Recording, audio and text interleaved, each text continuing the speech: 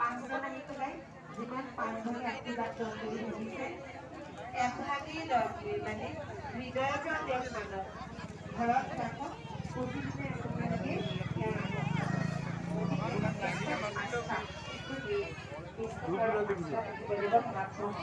তেতিয়া আমি ভগৱানৰ কাষ চাপিব পাৰোঁ ভগৱানে আমি আশীৰ্বাদ লাভ কৰিব পাৰোঁ সেই কথাখিনি আপোনালোকক সকলোকে জনালোঁ পুনৰবাৰ আৰু লগতে এটা কথা কওঁ বহুতে ইয়াত হৈছে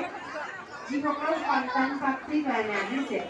তেখেতসকলৰ হাতলৈকে তামোল পাণ আনিব নাপাহৰিব যিহেতুকে তামোল পাণটো নানিলে এটা সন্তান প্ৰাপ্তি নিৰ্মালী ভাত আমি পৃথককৈ দিওঁ সেই ভাত দিয়া নহয় সেই নিৰ্মালী ভাত আন একো নাই মহাদেৱৰ ভগৱতী নামত আমি আগবঢ়াই তেওঁৰ পৰা পিয়াই লৈ আপোনালোকৰ হাতত তুলি দিওঁ সন্তান প্ৰাপ্তি আৰু যদি মূৰত জতা থাকে ডাঙৰ জতা থাকে আৰু আই উলিওৱা যদি কোনোবা আহে লগত তামোল পাণ আনিব আপোনালোকে নাপাহৰিব নহ'লে আকৌ ইয়াৰ পৰা সন্তান প্ৰাপ্তি যি বাজি হৈ উভতি গৈ তামোল পাণটো আনাৰ পিছতে দিয়া হ'ব গতিকে একেকৈ আপোনালোকে লৈ আনিব সেয়া আপোনালোকৰ জনাটো সকলোৱে মংগল